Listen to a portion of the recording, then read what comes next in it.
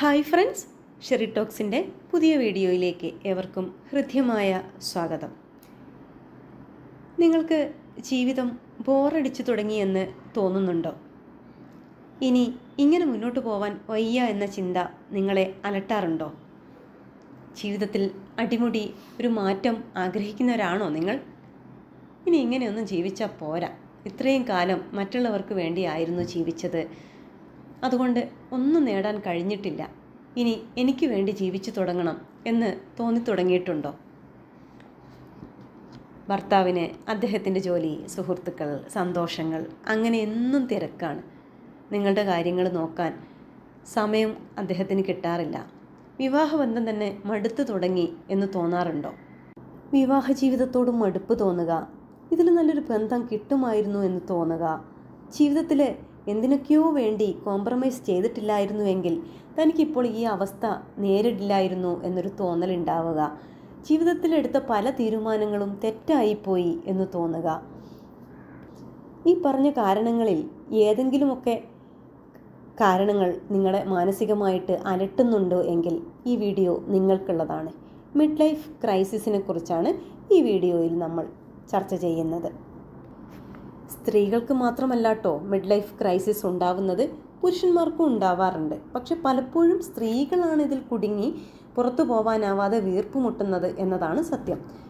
ലൈഫിൽ തുടരെ ഉണ്ടാകുന്ന റോൾ ചേഞ്ചസ് പൊതുവെ സ്ത്രീകളെ മാനസിക സമ്മർദ്ദത്തിലാക്കാറുണ്ട്. മകൾ എന്ന റോളിൽ നിന്ന് ഭാര്യയിലേക്ക് മാറുക, ഭാര്യ എന്ന റോള് തന്നെ ഒന്ന് സ്റ്റേബിളായി വരും മുന്നേ പലരും അമ്മയാവും. ഒരു കുഞ്ഞിനെ തന്നെ പ്രോപ്പറായിട്ട് കെയർ ചെയ്യാൻ കഴിയാതെ സ്ട്രെസ്ഡ് ആയി നിൽക്കുമ്പോഴായിരിക്കും നെക്സ്റ്റ് പ്രഗ്നൻസി.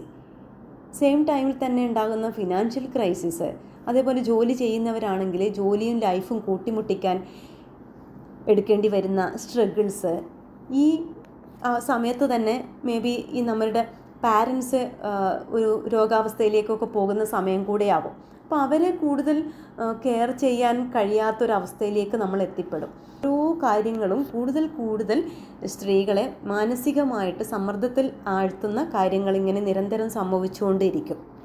ഇതിൽ ഇൻവോൾവ് ചെയ്ത് 24 hours ഇതിന് പിന്നാലെ ഇങ്ങനെ ജീവിക്കുമ്പോഴായിരിക്കും കുഞ്ഞുങ്ങൾ പതിയെ വലുതാവുന്നതും അവർ ഇൻഡിപെൻഡൻ്റായിട്ട് ജീവിക്കാൻ അവരുടെ തിരക്കുകളിലേക്ക്, അവർക്ക് അമ്മയുടെ ആവശ്യം അമ്മ ഇല്ലെങ്കിലും അമ്മയുടെ ഇടപെടലുകളില്ലെങ്കിലും സ്വതന്ത്രമായിട്ട് ജീവിക്കാം എന്ന തരത്തിലേക്ക് മക്കൾ വളർന്നു കഴിയും. ഭർത്താവും അദ്ദേഹത്തിൻ്റെ ജോലിയും തിരക്കുകളുമായിട്ട് എൻഗേജ്ഡ് ആവും. ആ സമയത്ത് സ്ത്രീകൾ വല്ലാത്തൊരു ഒറ്റപ്പെടൽ, ഒന്നും ചെയ്യാനില്ലാത്ത ഒരു ശൂന്യതയിലേക്ക് അകപ്പെട്ടു പോകും. ഇനി ഞാൻ എന്തിനു വേണ്ടി, ആർക്കു വേണ്ടി ജീവിക്കണം എന്നൊരു തോന്നൽ വരും.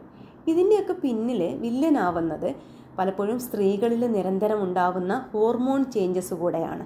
ചില സ്ത്രീകൾക്ക് pre menstrual syndrome, post menstrual syndrome ഒക്കെ വളരെ ശക്തമായിട്ട് അനുഭവപ്പെടാറുണ്ട്. പലർക്കും പലതരത്തിലുള്ള മാനസിക പ്രശ്നങ്ങൾ ഈ PMSൻ്റെ ടൈമിൽ ഉണ്ടാവാറുണ്ട്. പലരും അതിനെ ഇത്തരത്തിൽ തിരിച്ചറിയുന്നില്ല എന്നതാണ് സത്യം. ഓവുലേഷൻ ടൈം മുതൽ പീരിയഡ്സിൻ്റെ ടൈം വരെയാണ് ഈ പ്രീ മെൻസ്ട്രൽ സിൻഡ്രത്തിൻ്റെ സമയം. ആ സമയത്ത് ചിലർക്ക് ഒരു കാരണവുമില്ലാതെ കരച്ചിൽ വരും, ചിലർക്ക് ദേഷ്യം വരും, തൊട്ടതിനും പിടിച്ചതിനും ഒക്കെ സങ്കടവും കോപവും ഒക്കെ വരും. ചെറിയ കാര്യങ്ങൾക്ക് പോലും ഓവറായിട്ട് റിയാക്ട് ചെയ്യും. എന്തുകൊണ്ടാണ് ഇത്തരത്തിൽ പെരുമാറുന്നത് എന്ന് മറ്റുള്ളവർക്ക് മനസ്സിലാവില്ല.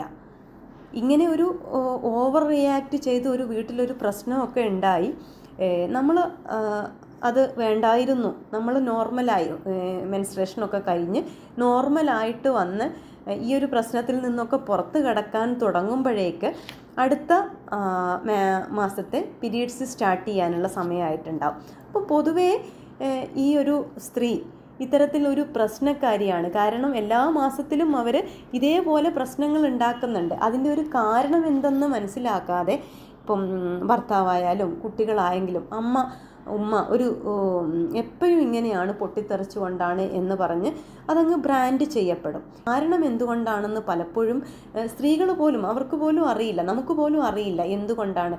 നിങ്ങൾക്ക് പലർക്കും ഈ PMS എന്താണെന്ന് കേട്ടിട്ടുണ്ടാവില്ല. അപ്പോൾ നമ്മൾ ഇതിനെക്കുറിച്ചൊക്കെ അവെയർ ആവുക. ഒരു ഡേറ്റ് വരുമ്പം എൻ്റെ ഓവുലേഷൻ ടൈം മുതൽ പീരീഡ്സ് സ്റ്റാർട്ട് ചെയ്യുന്നത് വരെ ഈ ഒരു മൂഡ് സ്വിങ്സ് ഉണ്ടാവാൻ സാധ്യതയുണ്ട്, ഓവർ റിയാക്റ്റ് ചെയ്യാനുള്ള സാധ്യതയുണ്ട്. അപ്പോൾ ഒരു പ്രശ്നത്തിനോട് നമ്മൾ എങ്ങനെയായിരിക്കും പ്രതികരിക്കുക എന്ന് നമ്മളും നമ്മളുടെ പ്രിയപ്പെട്ടവരോട് നമുക്ക് പറയാം. ഇങ്ങനെ എനിക്ക് മൂഡ് സ്വിങ്സ് ഉണ്ടാകുന്ന ഒരു സമയമാണ്, അപ്പോൾ എൻ്റെ അടുത്ത് നിന്ന് ഇതേ പ്രതീക്ഷിക്കാവോ എന്ന് പറഞ്ഞ് നമ്മളൊരു അവയർനെസ്സോട് കൂടെ കാര്യങ്ങളെ സ്വീകരിക്കുകയാണെങ്കിൽ ഇതൊക്കെ ഒരു പരിധി വരെ നമുക്ക് തന്നെ മാനേജ് ചെയ്യാൻ പറ്റുന്നതേ ഉള്ളൂ. പലപ്പോഴും പക്ഷേ ഇതൊന്നും അഡ്രസ്സ് ചെയ്യപ്പെടാതെ അവളുടെ സ്വഭാവം ഇങ്ങനെ തന്നെയാണ് എന്ന് ലേബൽ കൊടുത്ത് അവളെ ഒരു മോശക്കാരിയാക്കി സമൂഹം ചിത്രീകരിക്കും. ഇപ്പോഴും മാനസിക സമ്മർദ്ദത്തിലാവുന്നത് നമ്മൾ മാത്രമാണ്. പിന്നെ പ്രസവമൊക്കെ കഴിയുമ്പോൾ ശരീരം നമ്മൾ ആഗ്രഹിക്കാത്ത തരത്തിൽ തടി വെക്കുക, മുടിയൊക്കെ കൊഴിഞ്ഞു പോവുക, ശരീരത്തിലുണ്ടാകുന്ന മാറ്റങ്ങൾ അതും സ്ത്രീകളെ മാനസികമായിട്ട് വളരെയേറെ തളർത്താറുണ്ട്. ആരെങ്കിലുമൊക്കെ കാണുമ്പം നിന്നെ ഇപ്പോൾ കണ്ടാൽ ഒത്തിരി പ്രായം തോന്നുമല്ലോ, ഒന്ന് പ്രസവിക്കുമ്പോഴേക്കും നീ ഇങ്ങനെ പ്രായം കൂടിയവളായോ എന്നൊക്കെ ചോദിക്കുമ്പം മാനസികമായിട്ട് എത്രത്തോളം ആ പെൺകുട്ടി തകരുന്നുണ്ട് എന്ന് മനസ്സിലാക്കാതെയാണ് സ്ത്രീകൾ തന്നെ കാണുമ്പോൾ പരസ്പരം ചോദിക്കുന്നത് ഇത്തരത്തിലുള്ള ചോദ്യങ്ങളാണ്. അപ്പോൾ ഇതൊക്കെ നമ്മൾ ശ്രദ്ധിച്ചാൽ ഈ ചോദ്യമൊക്കെ നമ്മൾ ഏൽക്കേണ്ടി വരുന്ന സമയം ഏത് സമയം ആണ്, നമ്മൾ ഈ ഒരു PMSൻ്റെ സമയത്തൊക്കെ ആകുമ്പോൾ ഓൾറെഡി ഡിപ്രഷനിലായിരിക്കുന്ന ഒരാൾ ഈ ചോദ്യങ്ങളെയൊക്കെ കേൾക്കുന്ന സമയത്ത് ഏത് തരത്തിലാണ് നമ്മളുടെ ഈ സമയത്തെ ഹോർമോണിന് നമ്മൾ സ്നേഹിക്കുന്ന ആളുകൾ പോലും സ്നേഹിക്കുന്നില്ല എന്ന് തോന്നിപ്പിക്കാനും ചുറ്റുമുള്ളവരൊക്കെയും ശത്രുക്കളാണെന്നൊക്കെ തോന്നിപ്പിക്കാൻ നല്ല രീതിയിൽ നമ്മൾ നിർബന്ധിക്കാൻ ഈ ഹോർമോണിന് കഴിയും. പണ്ടൊക്കെ മൊണോപോസിൻ്റെ അത് ആർത്തവവിരാമത്തിൻ്റെ സമയത്തൊക്കെ ആയിരുന്നു സ്ത്രീകൾ ഇത്തരം ഒരു അവസ്ഥയിലൂടെ കടന്നുപോയിരുന്നത്. ഇപ്പം വളരെ നേരത്തെ 30കളുടെ തുടക്കത്തിൽ ഒരു 25 വയസ്സൊക്കെ കഴിഞ്ഞ ആളുകൾ നമ്മുടെ കൗൺസിലിംഗ് സെൻറ്ററിൽ കൗൺസിലിങ്ങിന് വരുമ്പം ഷെയർ ചെയ്യുന്ന കാര്യങ്ങൾ കേൾക്കുമ്പോൾ ഇത് വളരെ നേരത്തെ തന്നെ ഈ ഒരു മിഡ് ലൈഫ് ക്രൈസിസ് സ്റ്റാർട്ട് ചെയ്യുന്നുണ്ട് എന്നാണ് മനസ്സിലാക്കാൻ കഴിയുന്നത്. ഹോർമോൺ ചേഞ്ചസ്, അതേപോലെ തന്നെ സൈക്കോളജിക്കൽ ഫാക്ടേഴ്സ്, ശാരീരികമായിട്ടുണ്ടാകുന്ന മാറ്റങ്ങൾ, ഇതൊക്കെയാണ് ഇതിന് കാരണമാവുന്നത്. ഇനി പഠിച്ച് നല്ല ജോലിയിലൊക്കെ ഉള്ളവരാണെങ്കിൽ പോലും, നല്ല സാമ്പത്തിക ഭദ്രതയൊക്കെ ഉള്ളവരാണെങ്കിലും ഒരേ ജോലി തന്നെ കണ്ടിന്യൂസ് ആയിട്ട് ചെയ്യേണ്ടി വരുമ്പോഴും ഒരു മടുപ്പ് അനുഭവപ്പെടും. പിന്നെ ഇഷ്ടമില്ലാത്ത കാര്യങ്ങൾ കൂടുതൽ സമയം ഇൻവോൾവ് ആവേണ്ടി വരുന്നവർക്കും നേരത്തെ തന്നെ ഇത്തരം ഒരു അവസ്ഥ വരാൻ സാധ്യതയുണ്ട്. സ്വന്തത്തെ പഴിച്ച് പങ്കാളികൾക്കും മക്കൾക്കും വീട്ടിലുള്ള മറ്റുള്ളവർക്കുമെല്ലാം ഒരു പ്രശ്നക്കാരിയായിട്ട് മാറുക, ഇതിനു പകരം നമ്മളുടെ അവസ്ഥയെ കൃത്യമായിട്ട് മനസ്സിലാക്കുക എന്നുള്ളതാണ് ഇതിനൊരു പ്രതിവിധി. സ്വന്തത്തെ സ്നേഹിച്ചു തുടങ്ങുക, സെൽഫ് ലവ് വളർത്തിയെടുക്കുക. ഇത്രയൊക്കെ ആയില്ലേ, ഇനി അങ്ങനെ പോവട്ടെ എന്ന് ചിന്തിക്കാതെ ഈ ഒരു അവസ്ഥയെ നേരിടാൻ ഒരുങ്ങുക. ആക്സെപ്റ്റ് ചെയ്യുക, ഈ ഒരു സിറ്റുവേഷൻ നമ്മൾ ആക്സെപ്റ്റ് ചെയ്യുക, നമ്മളെ തന്നെ നമ്മൾ ആക്സെപ്റ്റ് ചെയ്യുക. പുതിയ എന്തെങ്കിലുമൊക്കെ പഠിക്കാൻ സമയം കണ്ടെത്തുക, ആസ്വദിച്ച് ചെയ്യാൻ പറ്റുന്ന എന്തെങ്കിലുമൊക്കെ കാര്യങ്ങൾ എപ്പോഴും എൻഗേജ്ഡ് ആവുക. നമുക്കൊരു സെൽഫ് കെയറിങ്ങിന് വേണ്ടിയിട്ടുള്ള സമയം കണ്ടെത്തുക, നല്ല ഭക്ഷണം കഴിക്കുക. നമ്മൾ പലപ്പോഴും നമ്മൾക്ക് വേണ്ടുന്ന നല്ല ഭക്ഷണം കഴിക്കാറില്ല. നമ്മൾക്ക് ഏറ്റവും ഇഷ്ടമുള്ള ഭക്ഷണങ്ങൾ അത് ആസ്വദിച്ചുണ്ടാക്കി അത് ആസ്വദിച്ച് കഴിക്കാനുള്ള ഒരു സമയം കണ്ടെത്തുക. അതേപോലെ ആരോഗ്യം സംരക്ഷിക്കാനുള്ള നല്ല ഭക്ഷണങ്ങൾ, നല്ല സാലഡൊക്കെ ഉൾപ്പെടുത്തിയിട്ടുണ്ട്. ചർമ്മത്തിന് പ്രായം കുറക്കാനുള്ള സാലഡുകളൊക്കെ ഉണ്ട്, അതൊക്കെ ഉണ്ടാക്കി കഴിച്ചിട്ട് വേറെ ഒന്നും അതിനെക്കുറിച്ച് ആലോചിച്ച് ടെൻഷൻ അടിക്കും. നമുക്ക് പ്രായം കൂടി വരികയാണ്, അപ്പോൾ അതിനനുസരിച്ചിട്ട് ഇപ്പോൾ യുവത്വം നിലനിർത്താൻ പറ്റുന്ന തരത്തിലുള്ള ഭക്ഷണങ്ങളൊക്കെ കഴിച്ച് നല്ല പാട്ടൊക്കെ കേട്ട് നല്ലൊരു മാനസിക ആരോഗ്യം കൂടെ നിലനിർത്താൻ പറ്റുന്ന തരത്തിൽ നമ്മളുടെ ഒരു ഡയറ്റ് പ്ലാൻ ചെയ്യുക. നമുക്കിഷ്ടമുള്ള ആളുകളെ കാണാനും കൂട്ടുകാരെയൊക്കെ കാണാനൊക്കെയുള്ള സമയം, അവരെ വിസിറ്റ് ചെയ്യാനിടയ്ക്ക് അവരോട് സംസാരിക്കാനൊക്കെ കുറച്ച് സമയം അതിനുവേണ്ടി മാത്രം മാറ്റി വെക്കുക. പോസിറ്റീവായിട്ടുള്ള കാര്യങ്ങളിൽ ഇങ്ങനെ എപ്പോഴും എൻഗേജ്ഡ് ആവാൻ ശ്രമിക്കുക. അതിന് കുറച്ച് ദിവസം നമ്മൾ എഫേർട്ട് എടുക്കേണ്ടി വരും. നമ്മൾ ഇത്രയും കാലം ചിന്തിച്ചു വന്ന ചിന്തകളിൽ നിന്ന് ഒരു നെഗറ്റീവായിരിക്കും കൂടുതലും. അതിൽ നിന്ന് പോസിറ്റീവിലേക്ക് മാറുക എന്നത് കുറച്ച് സ്ട്രഗിൾ ചെയ്യേണ്ട കാര്യം തന്നെയാണ്. പക്ഷേ നമ്മൾ ചേഞ്ച് ചെയ്യാൻ തയ്യാറായിട്ട് ഇങ്ങനെയൊന്നും പോരാ. നമ്മൾ അതിന് വേണ്ടിയിട്ട് പ്രിപ്പയർ ചെയ്തിട്ട് ഹോംവർക്ക് ചെയ്തിട്ട് അതിന് വേണ്ടിയിട്ട് തയ്യാറാവുക. ജീവിതം അടുത്തു തുടങ്ങി ഇഷ്ടമുള്ള കാര്യങ്ങൾ തന്നെ ഇഷ്ടത്തോടെ ചെയ്തിരുന്ന കാര്യങ്ങളിൽ പോലും ഇപ്പോൾ ഒരു ഇഷ്ടവും തോന്നുന്നില്ല എന്നൊക്കെ പറഞ്ഞ് ചടഞ്ഞുകൂടിയിരിക്കുന്നതിനു പകരം നല്ല കാര്യങ്ങളിൽ എൻഗേജ്ഡ് ആവാൻ ശ്രമിക്കുക. ഇങ്ങനെയുള്ള ഈ ഒരു മൈൻഡ് സെറ്റിൽ തുടർന്നു പോവുകയാണെങ്കിൽ ഡിപ്രഷനിലേക്ക് വീണു പോവുക. അതേപോലെ ഈ സങ്കടങ്ങളൊക്കെ പറയാൻ നമ്മൾ സെലക്ട് ചെയ്യുന്ന ആളുകൾ, അയാളോട് മേ ബി അതൊരു ഓപ്പോസിറ്റ് സെക്സിലുള്ള ആളാണെങ്കിൽ നമ്മൾ കാര്യങ്ങൾ പറഞ്ഞ് ഒടുവിൽ അതൊരു എക്സ്ട്രാ മാരിറ്റൽ റിലേഷൻഷിപ്പിലേക്കൊക്കെ ചെന്നുപെടാനുള്ള സാധ്യതകൾ കൂടുതലാണ്. ഇതൊക്കെയാണ് സാധാരണഗതിയിൽ സംഭവിക്കാറ്. അതേപോലെ അൺഹെൽത്തി റിലേഷൻഷിപ്പിലൊന്നും പോവാതെ നമ്മളുടെ റിലേഷൻഷിപ്പ്, നമ്മളുടെ ബന്ധങ്ങൾ തന്നെ ഒന്നും കൂടി ഊതുമിനുക്കിയെടുത്ത് നല്ല രീതിയിൽ ജീവിക്കാൻ നമുക്ക് കഴിയും. നമുക്കെല്ലാം നഷ്ടപ്പെട്ടതൊക്കെ വീണ്ടെടുക്കാൻ കഴിയും. ഇത്രയൊക്കെ ആയില്ലേ, ഇനി അങ്ങനെ പോവട്ടെ എന്ന് ചിന്തിക്കാതെ ഈ ഒരു അവസ്ഥയെ നേരിടാൻ ഒരുങ്ങുക. ആക്സെപ്റ്റ് ചെയ്യുക. ഈ ഒരു സിറ്റുവേഷൻ നമ്മൾ ആക്സെപ്റ്റ് ചെയ്യുക. നമ്മളെ തന്നെ നമ്മൾ ആക്സെപ്റ്റ് ചെയ്യുക. പുതിയ എന്തെങ്കിലുമൊക്കെ പഠിക്കാൻ സമയം കണ്ടെത്തുക. ആസ്വദിച്ച് ചെയ്യാൻ പറ്റുന്ന എന്തെങ്കിലുമൊക്കെ കാര്യങ്ങൾ എപ്പോഴും എൻഗേജ്ഡ് ആവുക. നമുക്കൊരു സെൽഫ് കെയറിങ്ങിന് വേണ്ടിയിട്ടുള്ള സമയം കണ്ടെത്തുക. നല്ല ഭക്ഷണം കഴിക്കുക. നമ്മൾ പലപ്പോഴും നമ്മൾക്ക് വേണ്ടുന്ന നല്ല ഭക്ഷണം കഴിക്കാറില്ല. നമ്മൾക്ക് ഏറ്റവും ഇഷ്ടമുള്ള ഭക്ഷണങ്ങൾ അത് ആസ്വദിച്ചുണ്ടാക്കി അത് ആസ്വദിച്ച് കഴിക്കാനുള്ള ഒരു സമയം കണ്ടെത്തുക. അതേപോലെ ആരോഗ്യം സംരക്ഷിക്കാനുള്ള നല്ല ഭക്ഷണങ്ങൾ, നല്ല സാലഡൊക്കെ ഉൾപ്പെടുത്തിയിട്ടുണ്ട്.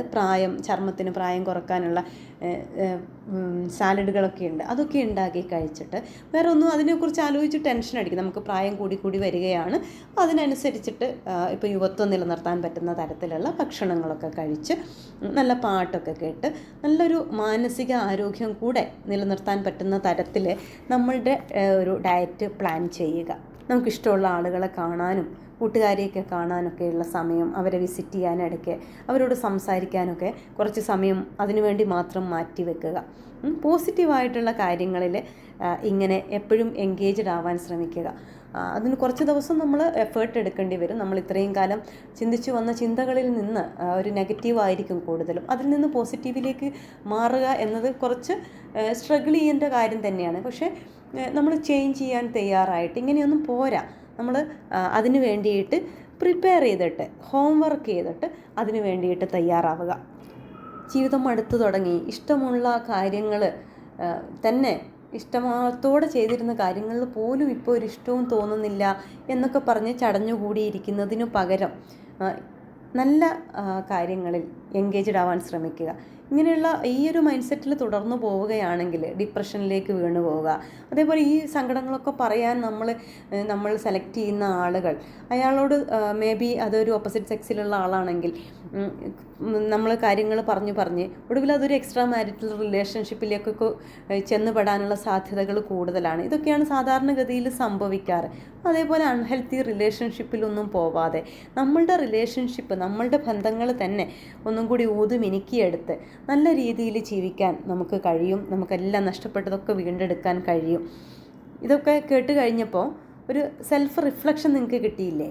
ഇനി ഇതൊന്ന് റിയലൈസ് ചെയ്താൽ മാത്രം മതി. ഇനി അങ്ങോട്ട് എന്തൊക്കെ മാറ്റങ്ങൾ വരുത്തിയാൽ നമുക്ക് ഈ ഒരു സ്ട്രഗിളിൽ നിന്ന്, ഈ ഒരു ക്രൈസിസിൽ നിന്ന് വളരെ സ്മൂത്തായിട്ട് നമുക്കിതിനെ ഓവർകം ചെയ്യാൻ സാധിക്കും എന്ന് നിങ്ങൾക്ക് തന്നെ മനസ്സിലാവും. നിങ്ങളുടെ പ്രശ്നങ്ങൾ നിങ്ങൾ തന്നെ ഒന്ന് റിയലൈസ് ചെയ്യുക. എന്നിട്ട് അതിനനുസരിച്ചിട്ടുള്ള തീരുമാനങ്ങൾ എടുക്കുക. ഈ വീഡിയോൻ്റെ ലെങ്ത്ത് കൂടി പോകുന്നത് കൊണ്ട് ഇതിവിടെ വൈൻഡപ്പ് ചെയ്യാണ്. എല്ലാവർക്കും നല്ലൊരു ദിനം ആശംസിക്കുന്നു, നല്ലൊരു ജീവിതം ആശംസിക്കുന്നു. നമുക്ക് വീണ്ടും കാണാം.